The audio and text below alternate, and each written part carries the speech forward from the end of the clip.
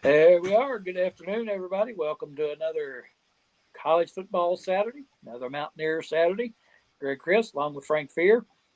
Frank coming off a dismal week with Kansas and looking to rebound today against Utah. And I tell you, the news of the week has not been encouraging, to say the least. Yeah, I tell you what, we're taking it one week at a time with Nico out, a whole bunch of other people too. Sincere Bowers is out. We may not have our center, and but it's one game at a time. We're putting Humpty Dumpty back on the wall, and you just got to play him one at a time. You know,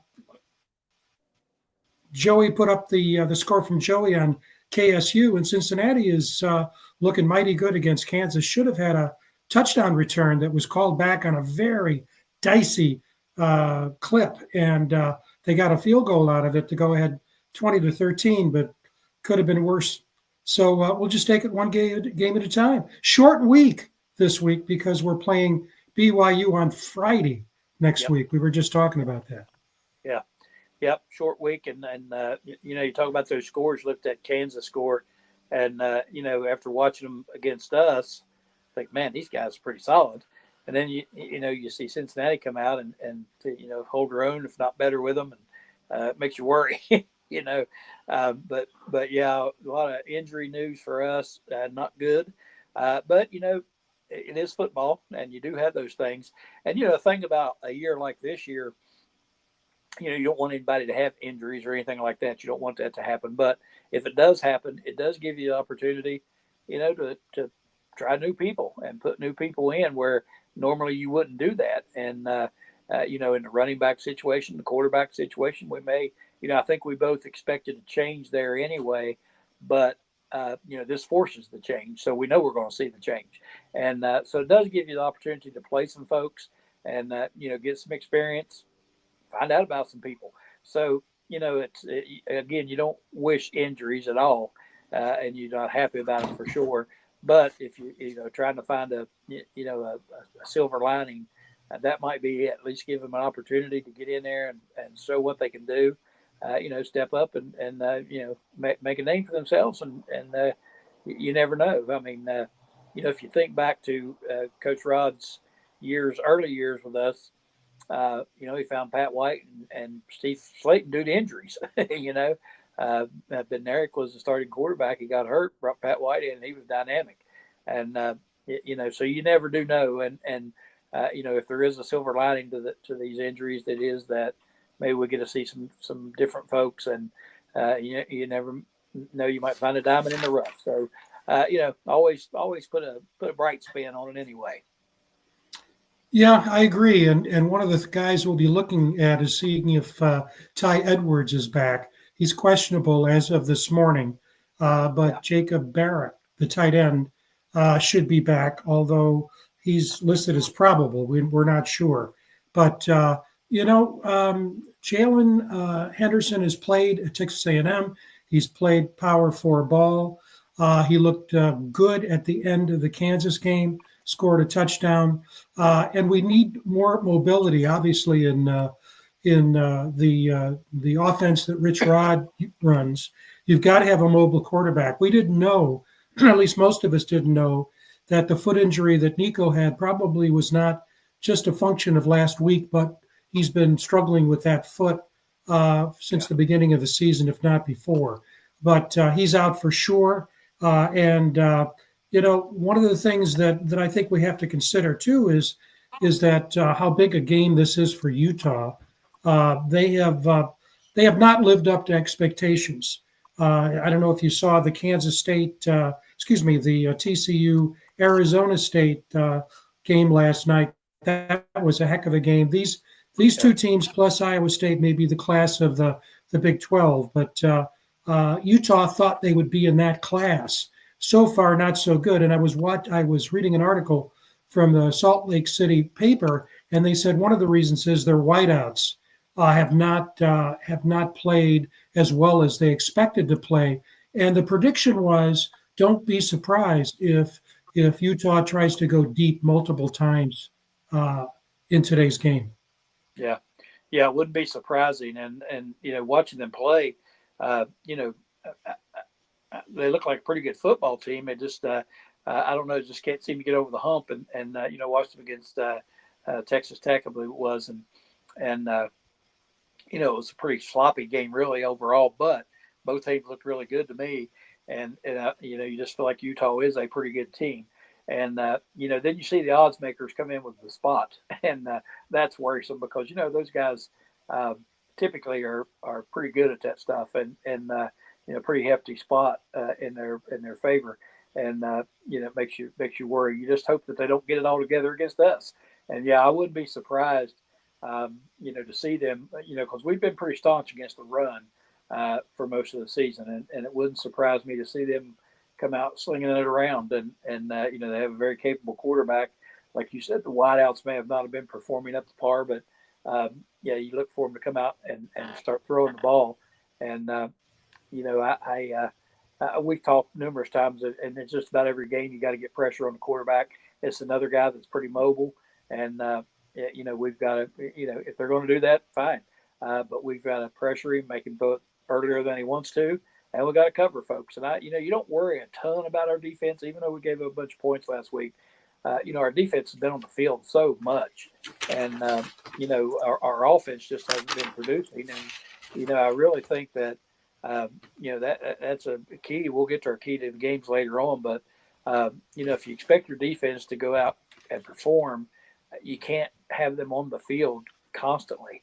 And I just think that's what's been happening to us in the games we've lost. And if they are going to take those shots, we got to get pressure. We got to cover back there and make sure that we don't let them get on track, and force them to run the ball. And like I said, I think our run defense has been pretty decent. So maybe that'll work out in our favor. I think too. Looked like we had a little bit of rain going on up there, so that might change their tactics a little bit as well. So we'll have to see. But it wouldn't surprise me one bit to see them come out and start airing it out. Yeah, in fact, let me throw up some stats. We looked at these on the other night on our Wednesday night show.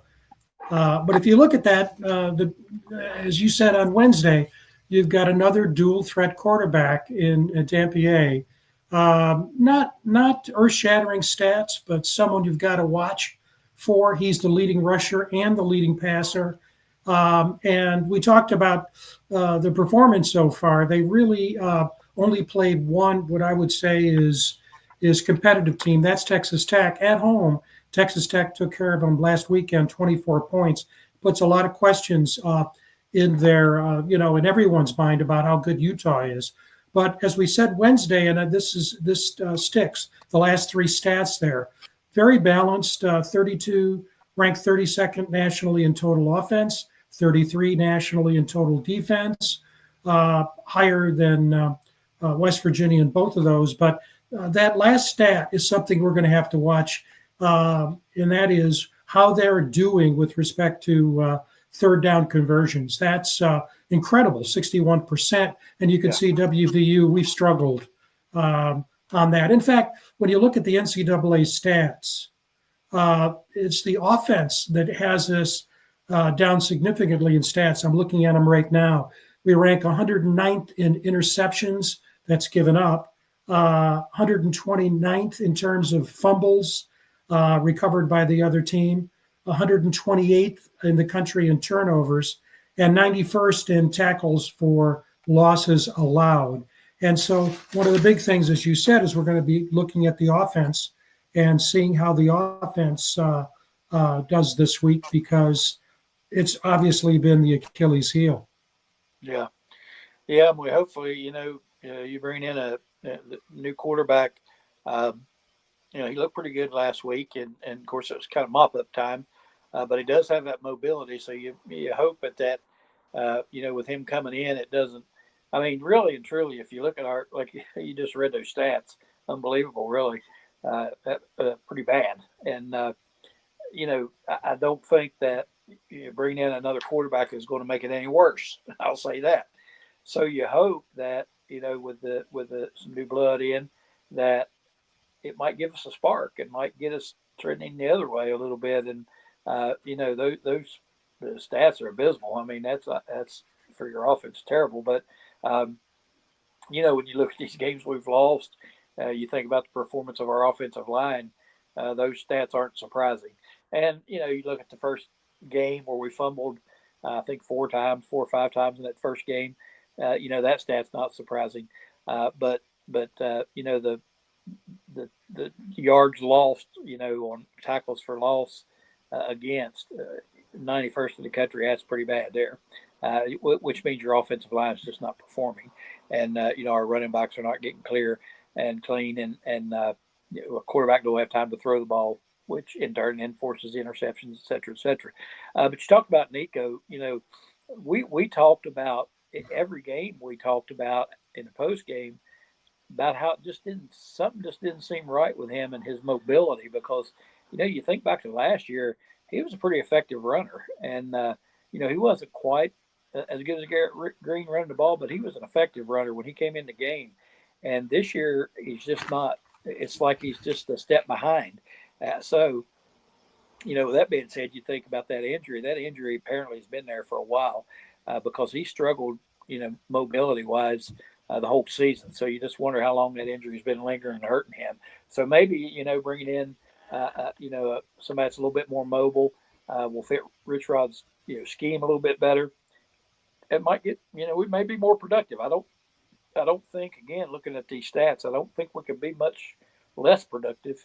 I don't know how much more productive we'll be, but I don't think we're going to be any less productive for sure. Mm-hmm. Yeah. I was thinking too, as we've been talking and we've been harping about it, the analogy is that when you're playing golf, and you're out there and you get over the putt, it's you, the ball, and the hole. Yep. Nothing else, man. You take that stroke, the ball's going to go in or not going to go in. Similar in football is the kickoff. And Ethan has not been able to get the ball in the end zone. I wouldn't even say consistently, hardly at all. And I looked at the NCAA stats, Greg, and you and I talked about this. Depending on which stat you look at, pick your poison, because they're both bad. With respect to kicking game, West Virginia is either 115th or 137 of like 150 schools. Yeah. And so we've given up some long runs against Kansas. I think it was 150, 60 yards with one touchdown. That the kick returner is not going to run it back for a touchdown if the ball is out of the end zone. Yeah. So this is an area like golf where you can't blame the opposition. It's just you. And that is something that's just killing us. This was a problem in the Brown regime. We talked about it several years ago. It got better last year, much better, because it was terrible the season before. But we've regressed again, and that's just not going to get it done. Yeah, I know we have talked about it constantly. About our kickoff coverage and problems. And, this year it seemed like, the first 3 games our kicks weren't getting in the end zone, but our coverage was excellent. And we were really getting downfield and not allowing any returns. And then, Kansas comes along and boom, there we go right back to what we were in years past. And that's disappointing because, I thought even though he's not kicking the ball into the end zone, at least we're covering it and stopping them on the 20, 25-yard line and not giving up great field position. Against Kansas, we gave up tons of field position. And, when your offense struggles, the other thing's got to be good. I mean, you can't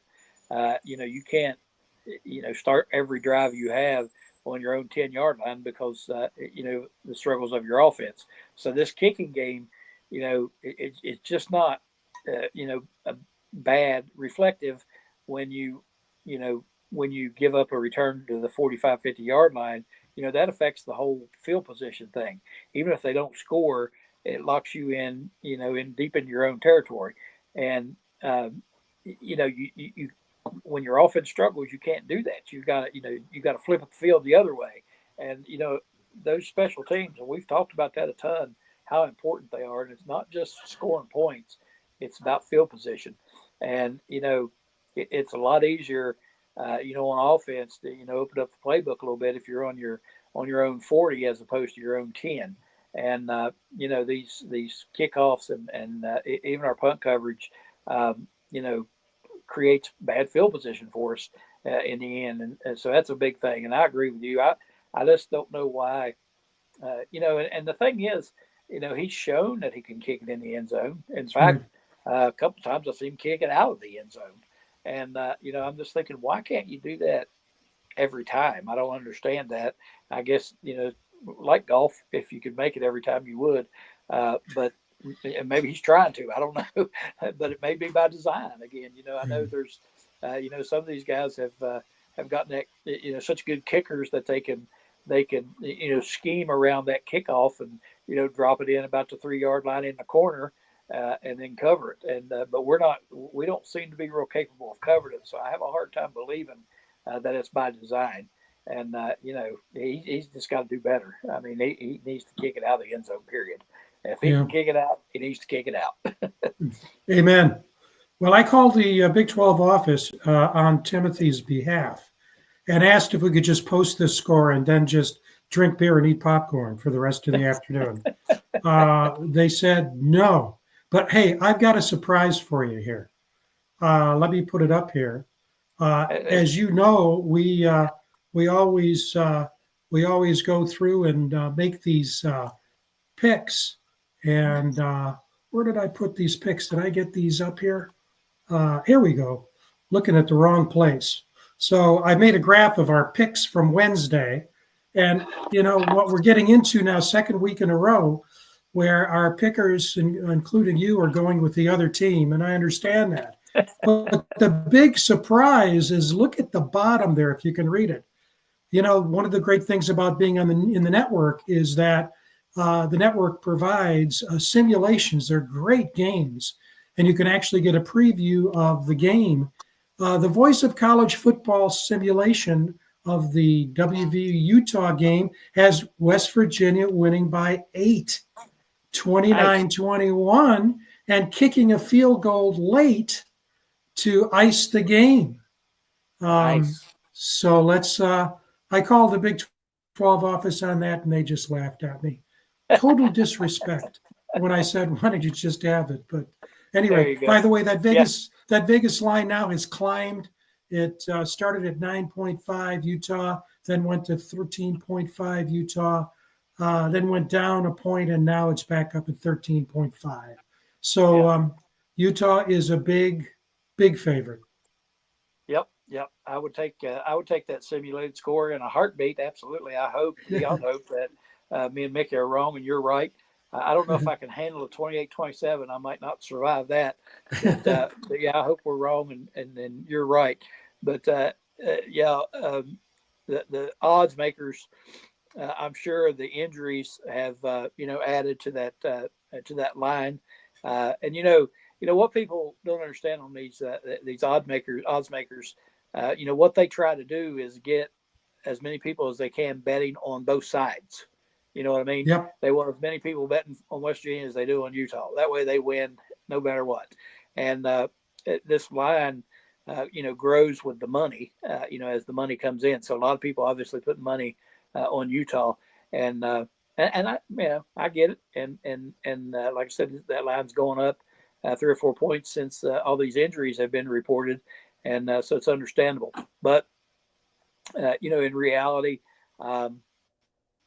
if you go out and play the game, it doesn't matter what the line is. You go out and play, and hopefully, since we are underdogs, I kind of like being the underdog. Nobody expects much from you, so you don't have those high expectations. You don't have that pressure. So the pressure's on them. And you mentioned earlier, talking about pressure, that they it's kind of scary because their backs are against the wall. They had the expectations coming in, we didn't, and I feel like they're backed into a corner now, and they've got to win. And I always hate to hear people say it's a must win, because I think every game's a must win, or you wouldn't play. But you worry a little bit about the fact that Utah probably feels like they're backed into a corner, and they need to win a game. And but anyway, I think this line is just reflective of the injuries we're experiencing and our performance. I mean, if I were an odds maker too, you look at our rankings and where we're at and everything. It'd be hard pressed not to pick Utah as a heavy favorite. Yeah. The reason I've kept it up as long as I have, Greg, is to just emphasize Danny Kendra, who is with us on Wednesday. And he's predicting a replay of the 1975 West Virginia Pitt game with a field goal at the very end. So he's picking West Virginia to prevail 30 to 27. That would be nice too. But as you're right, as us older guys have to guard our heart. And so we can't, but obviously, we're always going to pull for West Virginia. And, I don't know. Predictions are worth nothing, actually. But it seemed to me that this might be a team that you might be asking too much for a streak on the winning side, but it may not be too much to have West Virginia rise up and win games as we did for the Pitt game. The Pitt game looked ours. It looked like we were going to run away with it. Then it looked like Pitt was going to run away with it, and then we came back at the very end. That could happen again today. The crowd makes a huge difference, and so that's one of the things I'm going to be watching today, among other things, is not only the crowd but the loudness of the crowd. I noticed that the other night when I was watching the Baltimore Ravens in a home game playing the Detroit Lions, and I said to myself, "Wait a minute now, is this game in Detroit?" And they've got the jerseys. And I talked with a guy who was at the game, and he said, the Lions fans took over that stadium, and it was obviously that turned out that the Lions won that game. Now Utah's not going to travel in large numbers to Morgantown, but and that's an advantage for us. So we've got to make sure we show up, show our support, and keep our fingers crossed. Yeah, and a couple of points there that you made. First of all, Dan Kendra, I think he did say the ghost of Bill McKenzie lives after the Pitt game when they kicked the field goal back in '75. So that's what his score was based on. You talked about the crowd and the home field advantage there. If you think about our performances, the two home games we performed pretty well. The two away games we performed pretty bad, and the Pitt game, after watching it, you talked about losing streaks and winning streaks and that sort of thing. I think you're right. I don't see us putting together a 4 or 5 game winning streak, but also would not be surprised if we win, here and there and do some good. Because you watch us against Pitt, we looked like a really good football team. And, we were very efficient and solid all around. So it's there. We're capable. It's just bringing it out. And I think when you have, I know people get tired of hearing this, but when you have 75, 80 new players, and you're trying to blend them together and figure out who can play and all those things, you're going to have ups and downs. And I think we're going through that. And when you have a team like this, that that home crowd, that energy, it seems like it puts a little more pep in your step. And we're a little bit more energetic than we would be if we're on the road. Now that's something that a good team learns to do. They learn to get that energy from the opposing crowd. And a team like this that's just coming together, still trying to find their way. I don't know if they're capable of doing that quite yet. So you hope that the home crowd can stir them up and get them a little more energetic. And I've noticed that in the Kansas game, it just seemed like we were flat. And, we had talked about a letdown, and I don't necessarily know, if it's a letdown because of the Pitt game or it's just because you're on the road, a long trip, and you go out and you got an opposing crowd that's in a frenzy against you. Sometimes kind of hard to overcome. And, good teams thrive on that, though. They get that energy from the opposing crowd and like to quiet them and that sort of thing. So that, that'll come. But, the impact of the fans, a lot of people poo-poo that a little bit and say, well, that's, not really a big factor. But if you watched that game last night between Virginia and Florida State, that Mm-hmm. Virginia crowd was absolutely raucous. I mean, that place was, man alive, it was loud, and you can't tell me that didn't affect the game. Oh, I yeah. just, even on if you think about the last overtime when Florida State had the ball, had to go on fourth down, they got a false start because that crowd was just crazy loud, and yeah, they stormed the field after the game, and I mean it was a madhouse. But yeah, you can't tell me it doesn't affect it. And I think if you I talked to Mark Parsons about he went to the Pitt game, and my son was there as well. Said the crowd was unlike any they've heard before, and so it makes a difference. I don't care what anybody says. Now Just the problem with that is we were playing Pitt. It was a semi-night game, evening into night. Um, today it's Utah. We've lost a couple of games. I don't know if that energy is going to be there or not from our home crowd. I think the crowd will be there and be supportive, but I don't think it'll be wild and crazy like it was against Pitt. But you hope they yeah. get some energy from that and some focus and go out and perform well. That's all we can hope for.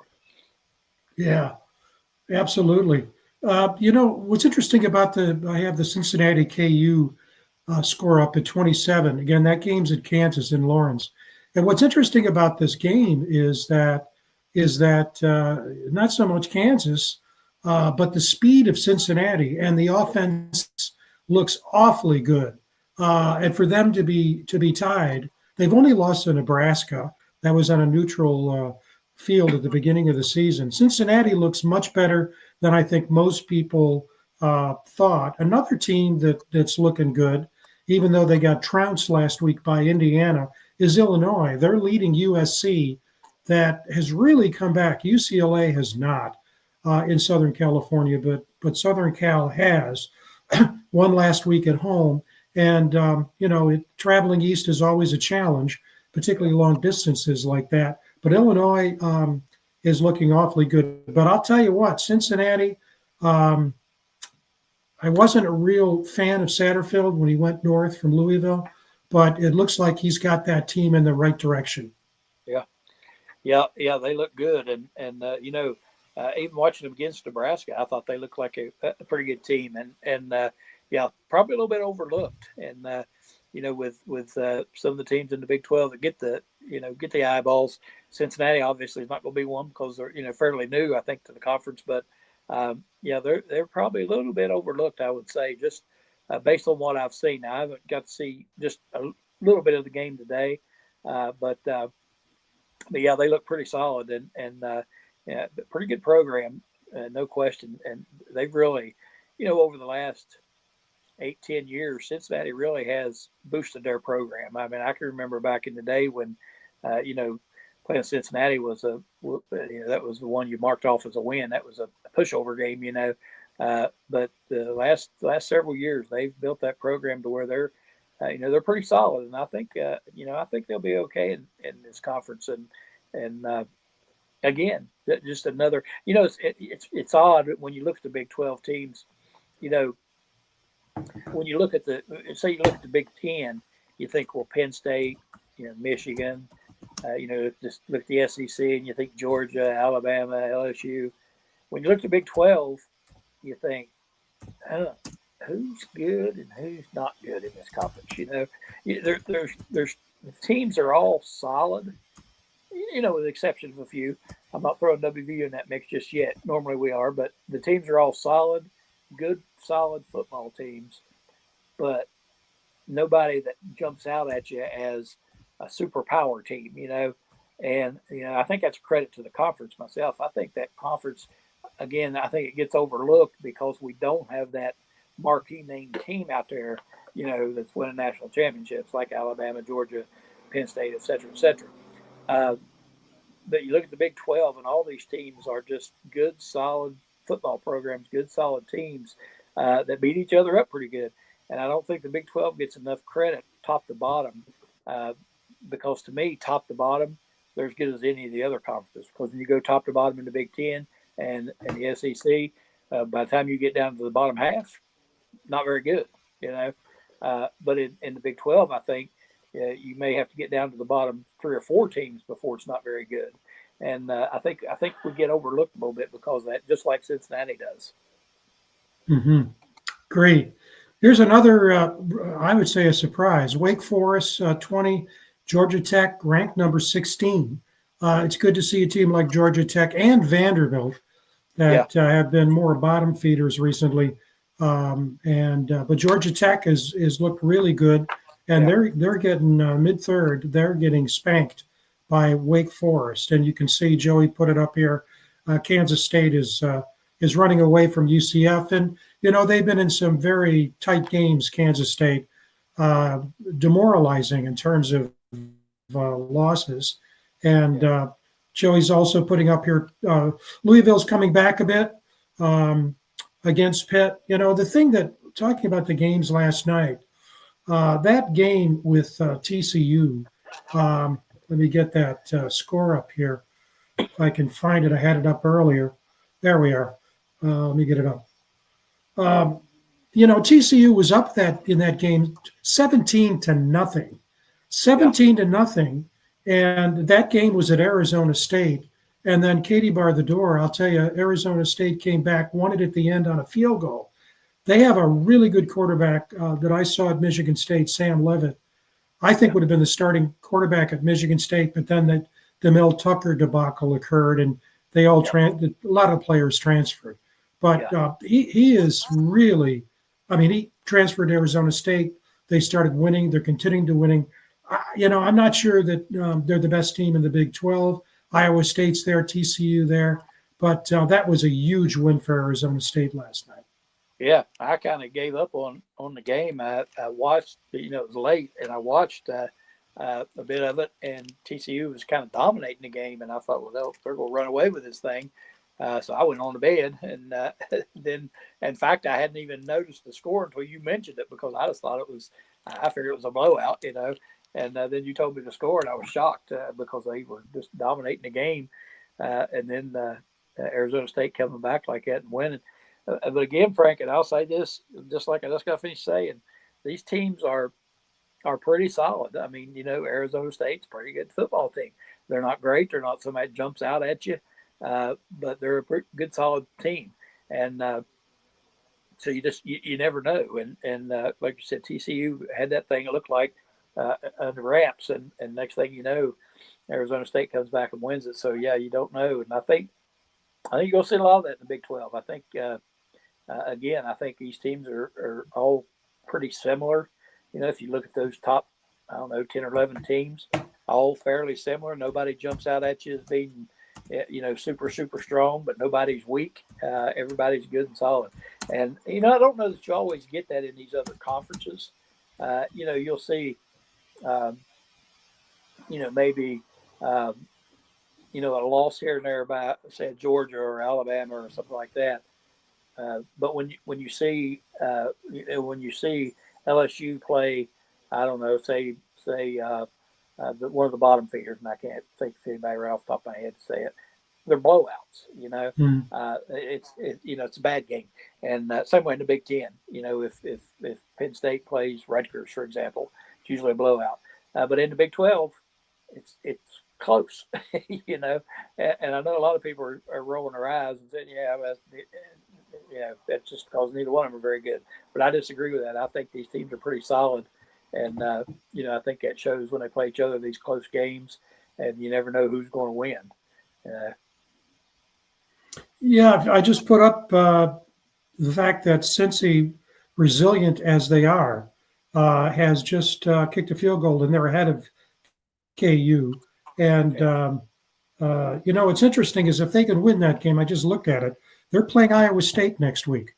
So, it'd be interesting if, like last year, Arizona State was picked in the bottom of the the Big 12. Would be just shocking if Cincinnati were to be in there. And Joey's got a point here that a lot of people would agree with, and that is that Texas Tech. Let me get this up here. Acting a little bit squirrely here. Texas Tech may be the best in the Big 12. I don't think anybody, you and I have talked about this, nobody's spending the money like Texas Tech. So, that could be nothing more than return on investment. That's right. They're clearly trying to they're really trying to replace OU and Texas as the kingpin in football in the Big 12, and money does it. So we'll see. But I agree. Yeah. Yeah, and it, we talk about that a lot, and I just think this is really indicative of what college football is going to be like. Whoever spends the most money is going to be good, and I don't know how you can't expect that to happen, and unless there's some reins put around it, that's the way it's going to be. And you think about Oklahoma State, after Gundy's gone now. I heard somebody. Well, I was watching the Dan Levitard show yesterday, and they were talking about it, and they were talking about this happening, that happening. Dan Levitard says, "I'll tell you what happened at Oklahoma State and what happened to Mike Gundy. T-Boone Pickens died. That's what happened, and that was their money. And I'm sure they still get plenty of that money, but Gundy was kind of." Him and Dabo both kind of fainted away from the NIL type thing, and they've got that money. Oklahoma State, that program will be back before long. They'll buy their way right back in, I guarantee you. As Texas Tech and those teams, in those places in Texas and Oklahoma, those they got oil money and all that. Those are the teams that if things stay the way they are. Those are the teams that are going to be good. And then your blue bloods, have always had that money, your Penn States and your Georgias and your Alabamas and that sort of thing. You just look at what Alabama was paying Nick Saban, just paying him alone. And that shows you right there how much money they have, at their whim. And Notre Dame and, all those teams are going to have that money. So, these teams that are in Oklahoma, Texas, those are going to be, in my opinion, your dominant teams in the future, unless there's some changes made and it's done a little bit differently. And, unfortunately for teams like West Virginia and Cincinnati and teams like that, it's going to be very, very difficult to stay competitive without the financial backing. Yeah, I'm talking about financial backing. Joey's got a recommendation for us, Craig. He thinks the two of us should give. You'll have to read these to me, Frank. Yep. I'm on my phone. I can't see them. Yeah, that's why I'm doing it. I think Frank and Greg should give 10% of their net worth to our teams for the next 25 or 30 years. Well, you know what? That's a sore point because I'll tell you what, my first girlfriend in high school ended up being a multimillionaire. And I pick up the paper the other day, and there she is, Hope Gass. She was my first girlfriend in high school. Just basically gave millions of dollars to name the Coliseum. And I'm thinking about, geez, what if I had married her into the gas money? And but you know what? Freddie, her brother, hated my guts. Fullback on our high school team. Freddie would never let me marry Hope. So. What are you going to do? I would say this, Frank, and you may have to explain this to some people, but if I give them 10% of my net worth, then our quarterback next year will probably be Venus de Milo. There you go. There you go. And again, that may have to be explained to some people, but anyway, yeah. And him bringing that up, talking about this money, that is an announcement we haven't touched on yet, but. They just announced yesterday or the day before that West Virginia had signed into a naming rights contract with Hope Gas for the Coliseum. The owner of Hope Gas is from West Virginia. It's a West Virginia-based company. So I don't know how much money we're talking, but that's types of things, West Virginia's got to do to have any hope. So kind of ironic. I didn't mean that pun, but, to have any hope to compete, they're going to have to start doing things like that. So that was a big announcement, and I think it's a 10-year deal. I don't know what it's worth, but that's the type of thing that we're going to have to do to, even have a chance. Well, and the same thing for the football stadium. I can tell you, if you look at WVU's football stadium, one thing we don't have compared to the big boys, so to speak, or the major teams, is you have to have the luxury suites, just like the pros do. We had that at Michigan State. In fact, I worked in one of those luxury boxes. The big problem is if you're responsible for one of those boxes, you go to the games, but you hardly see any of the game because you're entertaining the entire time. Oh But yeah. the fact of the matter is, that's where a lot of money is made.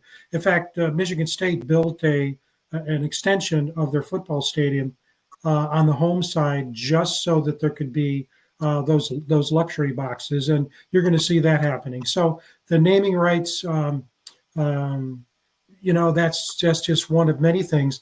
The challenge is, and we've talked about this, is that it's like anything in life.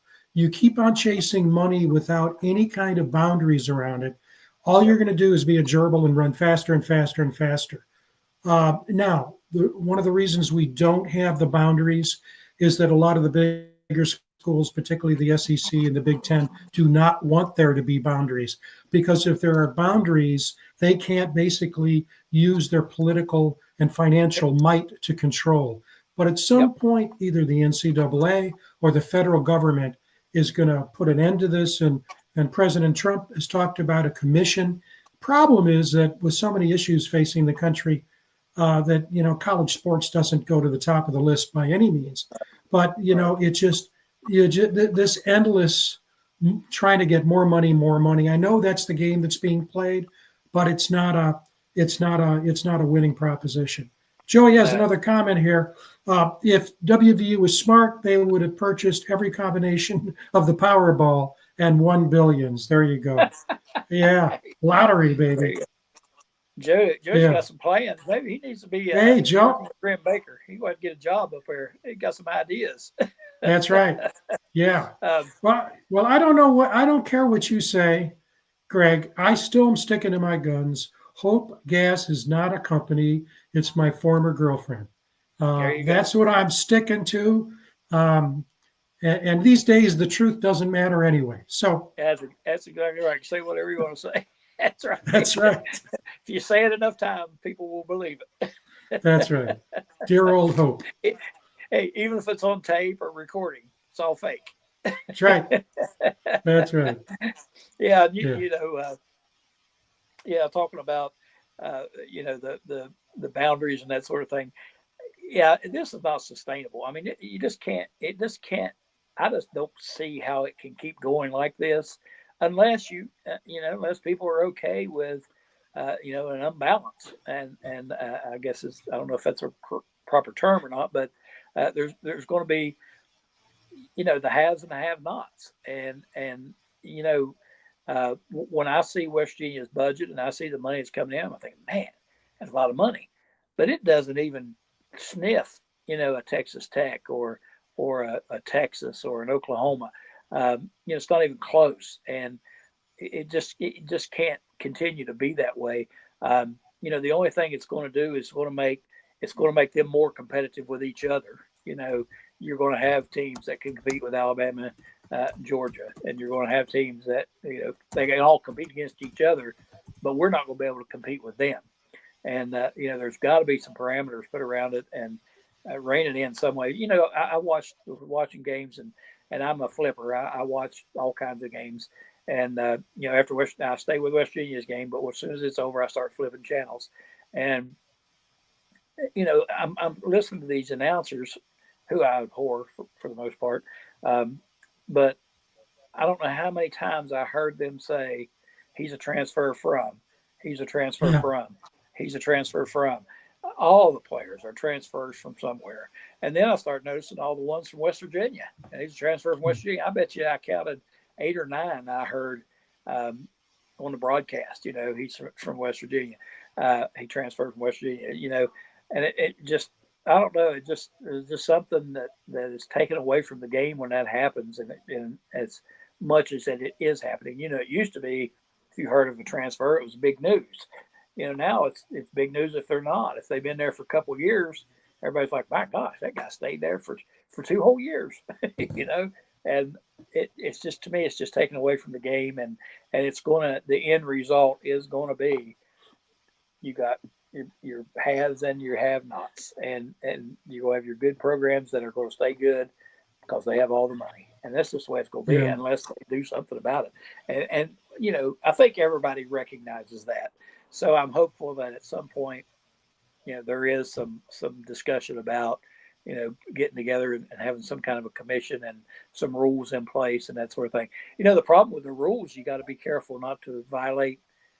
Again, I don't know that matters anymore, but not to violate people's rights, you know, to earn money and earn a living and that sort of thing. So you know, when you put these rules in place, you got to keep that in mind as well. Is that, you know, you have to stay within constitutional guidelines. I guess we're still doing that, aren't we? I think so. And you know, okay. you bring up a really good point, Greg, because it's not just individual players moving around. The player movement has implications for a system. I'll give you an example. I first started watching Castellanos, who now plays for Florida State as the quarterback, when he was at USC. He was at USC for a year or two. He's a dual threat quarterback, great runner. If you watched the game last night, you saw him. He can sprint. I mean, almost gets tackled and then he's off, like a Lamar Jackson. Yep. Then he went to Boston College. And I noticed, again, dual threat, had a good season at Boston College. Then he transferred to Florida State, okay? But what about Boston College? They had a dual threat quarterback. And all of a sudden now they've got to change their system. Their starting quarterback is a pro set quarterback. He doesn't run. I think if he ran 10 yards, he might have to sit out for 5 minutes. I mean, he's a good pro set quarterback, big, very accurate, extremely talented. I wouldn't be surprised to see him in the league. But when you lose a dual threat and then you replace him with the pro set, that has implications for your entire team. Offensive line, it has implications for your running backs, implications for your wide receivers. So it's not just the individual movement, it's the movement that individuals have on the teams they either enter or leave. I mean, look at Nico. Many writers have written about the fact that, including guys that we've had on the show, that this may be really revealing that he's not the best quarterback in a Rich Rod system. Even Rich Rod said, I don't care how many years he's here, he's a freshman because he's learning our system. And so it has tremendous implications. Oh, yeah. It affects, I mean, it's got to be, you know, for a Boston College, devastating for the program, you know, and not just them, but everywhere they transfer from, you know. It just has a big impact. I mean, you look at, you know, our linemen that we lost. You know, we lost some high quality defensive linemen. Now, our defensive line is not bad, but my gosh, there's a couple of guys that left there that are at, you know, Miami and some other places that are just wreaking havoc. You know, and you just think how much of an impact that is on your program when you lose those folks, when you lose quality people. You know, and you know, somebody like a quarterback, especially, that is a dual threat. I mean, you just don't go out and you know, pluck a Major Harris out of the woods. You know, you have somebody like Castellanos, and then all of a sudden, you know, you got Joe Namath back there. I mean, it's hard to adjust, like you said, a whole new system, and it's got to be for coaches. I mean, it's got to be just. I mean, it's got to be tough. I mean, I don't know how they do it. I don't know how they even know what to do anymore. And but anyway, hopefully we can get some reins on it and get this whole situation calmed down a little bit. And you know, if we're going to have any hope of contending, then it's got to happen. So we'll just keep our fingers crossed.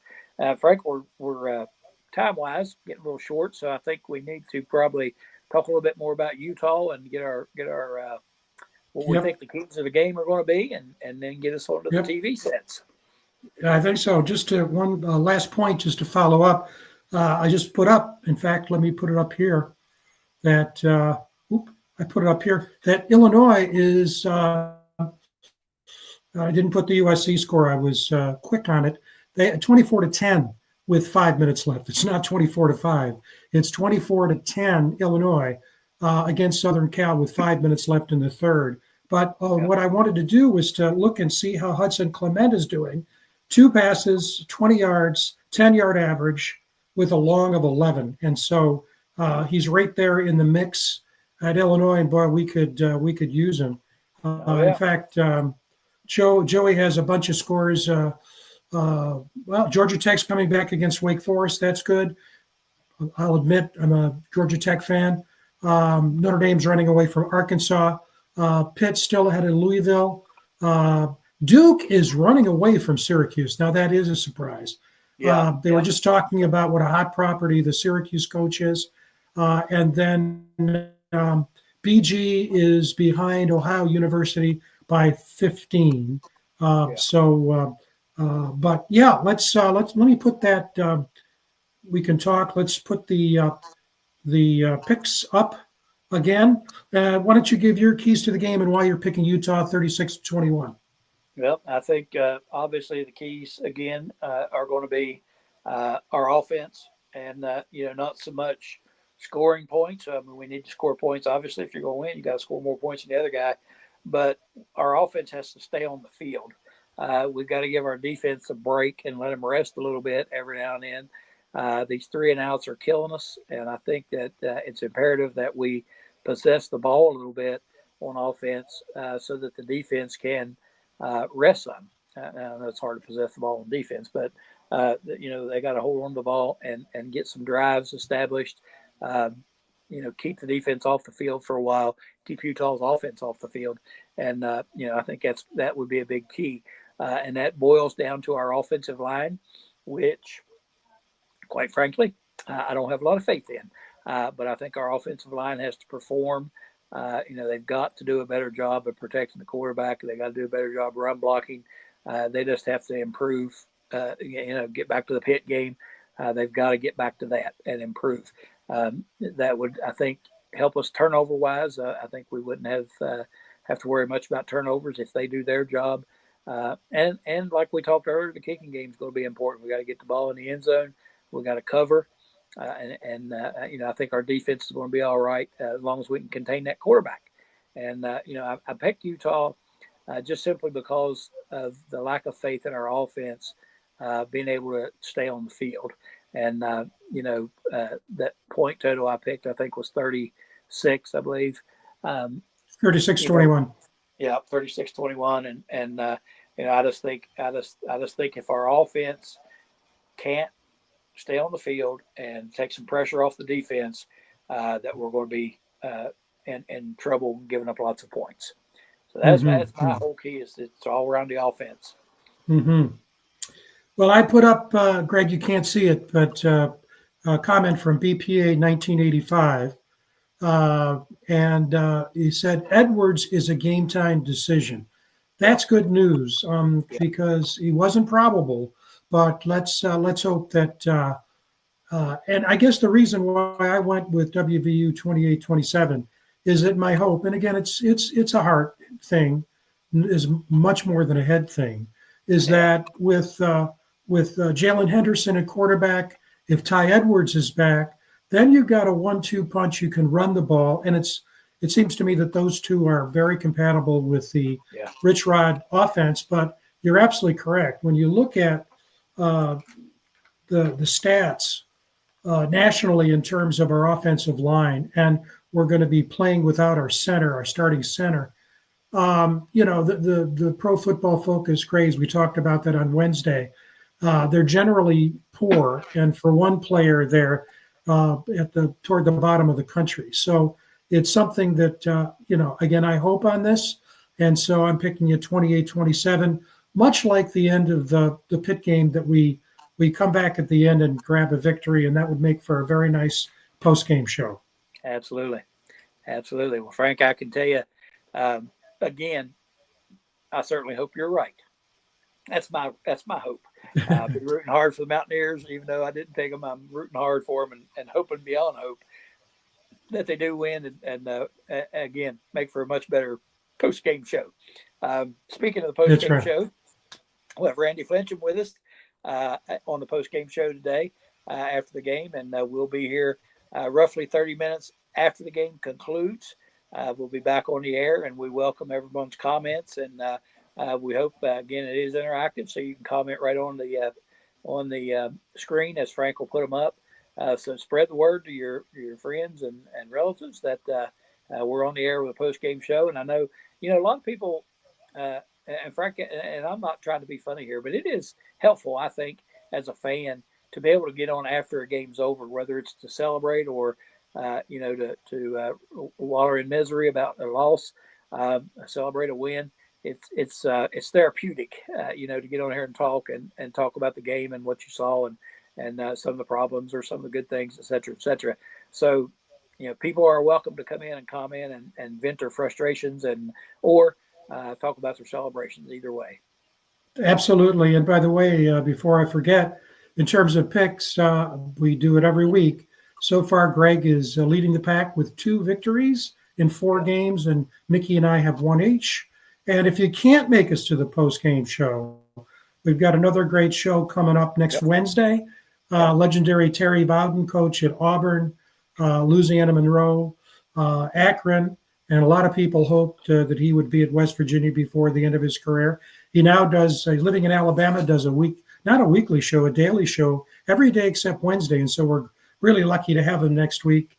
Obviously, Terry played at West Virginia, a graduate, the son of the great legendary Bobby Bowden, and we're looking forward to having him here next Wednesday. And also let us say that if you can't make it to our post-game show, or even if you can make Terry on Wednesday night, even if you can't, remember this, please, for next week, the game is on Friday night.